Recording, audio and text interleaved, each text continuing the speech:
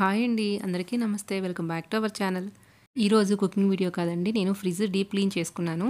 ఎవరికైనా యూజ్ అవుతుందేమో అని ఈ వీడియో అప్లోడ్ చేస్తున్నాను. మీరు ఇంట్రెస్ట్ ఉంటే చూడండి.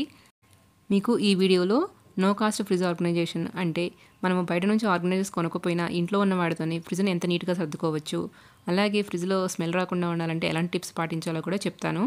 జనరల్గా మన అందరి ఇళ్లలో ఉండే ప్రాబ్లమే కదండి. ఎంత పెద్ద ఫ్రిడ్జ్ ఉన్నా దానిలో ఐటమ్స్తో ఫుల్గా నిండిపోయి ఉంటుంది. మనం కొంచెం ప్లాన్డ్గా ఆర్గనైజ్ చేసుకుంటే స్పేస్ కూడా మనకి ఎక్కువే వస్తుంది. ఇంకా ఆలస్యం చేయకుండా ఎలా క్లీన్ చేసుకోవాలో చూసేద్దాం. ఇక్కడ నేను ముందుగా డీప్ ఫ్రిడ్జ్ క్లీన్ చేస్తున్నాను. చూడండి, ఫుల్గా ప్యాక్ అయిపోయింది కదా. ఇప్పుడు ముందు ఐటమ్స్ అన్నీ బయటకు తీసి పెట్టుకుంటున్నానండి. మంత్లీ వన్స్ అయినా లేదా పండగలప్పుడు కానీ ఇలా డీప్ క్లీన్ చేసుకుంటే ఫ్రిడ్జ్ కూలింగ్ కూడా బాగా అవుతుందండి. మెయింటెనెన్స్ కూడా చాలా బాగుంటుంది. ఇలా ఫ్రిడ్జ్లో ఐటమ్స్ అన్ని తీసేసిన తర్వాత ఈ ర్యాక్స్ కూడా నేను రిమూవ్ చేస్తున్నానండి. వీటిని నార్మల్ లిక్విడ్ డిటర్జెంట్తో ఒకసారి క్లీన్ చేసుకొని డ్రై చేసుకుంటే సరిపోతుంది. ఇప్పుడు ఫ్రిడ్జ్ లోపల ఫస్ట్ ఒకసారి డ్రై క్లాత్తో క్లీన్ చేసుకున్న తర్వాత నెక్స్ట్ ఒక బౌల్లో ఒక స్పూన్ వెనిగరు అలాగే ఒక 200 ml గోరువెచ్చని వాటర్ వేసుకొని స్ప్రే చేసి ఒక మెత్తని కాటన్ క్లాత్తో ఇలా శుభ్రంగా క్లీన్ చేసుకోవాలి. మీ దగ్గర వెనిగర్ లేకపోతే ఒక చెక్క నిమ్మరసము అలాగే కొంచెం సోడా ఉప్పు వేసుకొని దాంట్లో ఒక 100 ml to 200 ml వాటర్ పోసుకొని దాంతో స్ప్రే చేసుకొని క్లీన్ చేసుకుంటే మీకు ఫ్రిడ్జ్లో చెడు వాసన అనేది పోతుందండి. అలాగే ఏమన్నా బ్యాక్టీరియా ఉన్నా కానీ క్లీన్ అవుతుంది.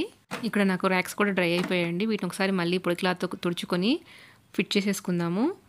ఇప్పుడు మనము డీప్ ఫ్రిడ్జ్లో ఎక్కువ స్పేస్ రావడం కోసం బయట నుంచి ఆర్గనైజర్స్ ఏమీ కొనకుండా ఎలా సర్దుకోవాలో చూద్దాము. మనం ఏదైనా బయట నుంచి తెచ్చుకున్నప్పుడు ఇలా జిప్లాక్ కవర్స్ వస్తాయి కదండి, మనము వీటిలోనే మనము కావాల్సినవి స్టోర్ చేసుకోవచ్చు. నేనైతే వీటిలోనే కారము అలాగే మీల్ మేకర్ కానీ ఏమైనా మిల్లెట్స్ ఉన్నా కానీ వీటిలోనే స్టోర్ చేస్తాను. మళ్ళీ సపరేట్గా డబ్బాలు ఏమి కొనండి.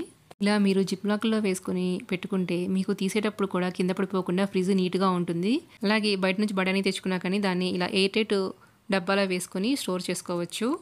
ఇలా మనము యూజ్ చేసిన తర్వాత ఇంకా ఎక్స్ట్రా మిగిలిన వాటిని కూడా జిప్లాక్లో వేసుకుంటే అవి ఫ్రెష్గా ఉంటాయి. ఒకవేళ మీ దగ్గర జిప్లాక్ లేకపోయినా ఇలా ప్యాకెట్స్ ఓపెన్ చేసిన వాటిని ఇలా ఫోల్డ్ చేసి మీ దగ్గర ఏమైనా ఓల్డ్ రబ్బర్ బ్యాండ్స్ ఉంటే వాటిని వేసుకుంటే మీరు ఫ్రిడ్జ్లో నుంచి తీసేటప్పుడు కూడా కింద పడిపోకుండా ఉంటాయి. నెక్స్ట్ మనము మసాలాలు తెచ్చుకుంటూ ఉంటాం కదా బయట నుంచి, అలా వాటిని ఓపెన్ చేసిన తర్వాత క్లోజ్ చేయకుండా పెట్టేస్తే దాని ఫ్లేవర్ అంతా పోతుంది. ఇప్పుడు వీటిని ఎలా స్టోర్ చేసుకోవాలో చూద్దాం. ఇలా ఓపెన్ చేసిన ప్యాకెట్ మొత్తం క్లోజ్ చేసిన తర్వాత దీని మీద కొంచెం టేప్ వేసుకొని అతికించుకుంటే మనకి క్లోజ్ అయిపోతుంది. లేదంటే మీ దగ్గర చిన్న చిన్న బాటిల్స్ ఉంటే దానిలోకైనా స్టోర్ చేసుకోవచ్చు. ఇక్కడ ఒక చిన్న టిప్ అండి, ఏదైనా నేరోగా ఉన్న బాటిల్స్లో పోసుకునేటప్పుడు ఇలా ఏదైనా ఒక చిన్న కూలింగ్ బాటిల్ది ఫ్రంట్ సైడ్ కట్ చేసుకొని ఇలా పెట్టుకొని పోసుకుంటే చుట్టూ పడకుండా నీట్గా వస్తుంది.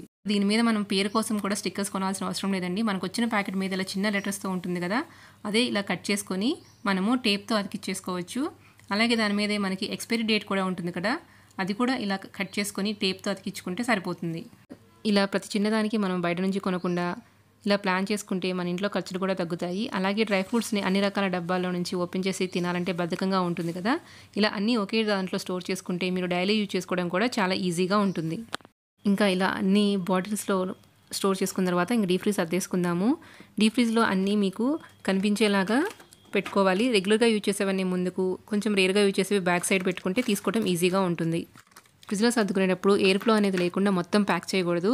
కొంచెం ఖాళీ ఉంచి సర్దుకుంటే అన్నిటికీ ఎయిర్ ఫ్లో అయ్యి బాగా కూలింగ్ అవుతుంది. ఇప్పుడు డీప్ ఫ్రిడ్జ్ కంప్లీట్ అయిపోయింది కదా, నార్మల్ ఫ్రిడ్జ్ని కూడా క్లీన్ చేసుకుందాం. ముందైతే ఫ్రిడ్జ్లో ఉన్న ఐటమ్స్ అన్నీ తీసుకొని బయట పెట్టేసుకోవాలి. ఇలా ఫ్రిడ్జ్లో ఉన్నవన్నీ బయటకు పెట్టేసుకున్న తర్వాత ఫ్రిడ్జ్లో ర్యాక్స్ అలాగే మనము వేసుకునే షీట్స్ అన్నీ ఒకసారి క్లీన్ చేసుకొని ఇలా డ్రై చేసుకోవాలి. ఇవన్నీ డ్రై అయ్యేలోపు మనం ఫ్రిడ్జ్ కూడా క్లీన్ చేసుకుందాము. ముందు ఒక పొడి క్లాత్తో క్లీన్ చేసుకున్న తర్వాత నెక్స్ట్ మనం ప్రిపేర్ చేసుకున్న లిక్విడ్తో ఒకసారి మళ్ళీ నీట్గా క్లీన్ చేసుకొని పెట్టుకోవాలి. ఇలా ఫ్రిడ్జ్ మొత్తం శుభ్రంగా తుడుచుకున్న తర్వాత గ్లాస్ ర్యాక్స్ని ప్లేస్ చేసుకోవాలి. ర్యాక్స్ మనము ప్రతిసారి క్లీన్ చేయడం కష్టమవుతుంది కాబట్టి అలా అవ్వకుండా ఉండాలి అంటే నేను ఇలా ప్లాస్టిక్ షీట్స్ని వేసుకుంటున్నాను. మీ దగ్గర ఇలాంటి షీట్స్ లేకపోయినా ఏదైనా ప్లాస్టిక్ థిక్ కవర్స్ ఉన్నా కానీ వేసుకుంటే మీకు క్లీనింగ్ అనేది ఈజీగా ఉంటుంది. అలాగే సైడ్ షెల్ఫ్లో కూడా నా దగ్గర ఒక వాటర్ ప్రూఫ్ది షీట్ ఉంది, అది కట్ చేసుకొని వేసుకుంటున్నాను. ఇంకా ఎగ్ షెల్ఫ్ నేను ఎక్కువగా ఎగ్స్ ఏమి ఫ్రిడ్జ్లో పెట్టనండి. దాంట్లో కూడా ఏదైనా కాటన్ బాక్స్ని కట్ చేసుకొని వేసుకోవచ్చు. ఇక్కడ నేనైతే థర్మాకోల్ షీట్ ఉంది, అది వేసుకుంటున్నాను. ఇలా వేసుకోవటం వల్ల మనకి క్లీన్ చేసుకోవడం చాలా ఈజీ అవుతుంది. ఇలా సైడ్ షెల్ఫ్ మీకు కావాల్సిన విధంగా సర్దేసుకోవచ్చు. ఏమైనా సాస్ ప్యాకెట్స్ ఉంటే ఇలా ఒక ప్లాస్టిక్ డబ్బాలో వేసుకుంటే ఈజీగా ఉంటుంది. నెక్స్ట్ నేను ఫ్రిడ్జ్లోని ఫస్ట్ షెల్ఫ్లో అయితే మిల్క్ ప్రోడక్ట్స్ అన్నీ సర్దుకుంటానండి. అంటే పాలు, పెరుగు, ఇంకా ఘీ అలాంటివి. సెకండ్ షెల్ఫ్లో వచ్చేసి నేను నిల్వ పచ్చళ్ళు ఉంటే అవన్నీ ఇలా గ్లాస్ బాటిల్స్లో స్టోర్ చేసుకొని సెకండ్ షెల్ఫ్లో స్టోర్ చేసుకుంటాను. అలాగే ఏమన్నా ఇడ్లీ పిండి, దోస పిండి వేసుకున్నా ఇలా సెకండ్ షెల్ఫ్లోనే పెట్టేసుకుంటాను. నేనైతే చట్నీలన్నీ గ్లాస్ బాటిల్స్‌లోనే స్టోర్ చేసుకుంటున్నానండి. ప్లాస్టిక్ వాటిలో తక్కువ. ఈ గ్లాస్ బాటిల్స్ కూడా నేను కొనలేదండి. హనీకి వచ్చినాయి. అవే యూజ్ చేస్తున్నాను. అలాగే దోస పిండి, ఇడ్లీ పిండి కూడా నేను స్టీల్ డబ్బాల్లో స్టోర్ చేసుకుంటున్నాను. ప్లాస్టిక్ వాటిలో అయితే స్టోర్ చేసుకోవట్లేదు. ప్రెజెంట్ అయితే ఇడ్లీ పిండి, దోస పిండి కూడా లేవండి. అందుకే ఈ షెల్ఫ్ చాలా ఖాళీగా ఉంది. నెక్స్ట్ షెల్ఫ్‌లో అయితే ఇంకా బాదం మిల్క్ పౌడరు, అలాగే ఆవపిండి, మెంతిపిండి అలాంటివి ఏమన్నా ఉంటే పెట్టుకుంటాను. ఇంకా ఆకుకూరలు అలాంటివి ఏమైనా ఉన్నా కానీ ఈ షెల్ఫ్‌లోనే పెడతాను. ఇంకా ఈ లాస్ట్ షెల్ఫ్‌లో అయితే కరివేపాకు, పచ్చిమిర్చి, టమాటాలు స్టోర్ చేస్తాను. టమాటాలని ఇలా ఏదైనా ఒక బాక్స్‌లో కింద పేపర్ నాప్కిన్ వేసుకొని స్టోర్ చేసుకుంటే నలిగిపోకుండా చాలా రోజులు ఫ్రెష్‌గా ఉంటాయి. అలాగే పచ్చిమిర్చి కూడా ఇలా ఒక డబ్బాలో కింద పేపర్ వేసుకొని తొడుములు తీసుకొని స్టోర్ చేసుకుంటే చాలా రోజులు ఫ్రెష్‌గా ఉంటాయి. మీకు లీఫీ వెజిటబుల్స్ ఎక్కువ రోజులు ఎలా స్టోర్ చేసుకోవాలో టిప్స్ కావాలంటే ఆల్రెడీ మన ఛానల్లో వీడియో అప్లోడ్ చేశాను. కావాలంటే ఒకసారి చెక్ చేయండి. లింక్ డిస్క్రిప్షన్‌లో ఇస్తాను. నెక్స్ట్ వెజిటబుల్ బాక్స్‌లో కూడా ఇలా అడుగున ఒక పేపర్ వేసుకుంటున్నాను.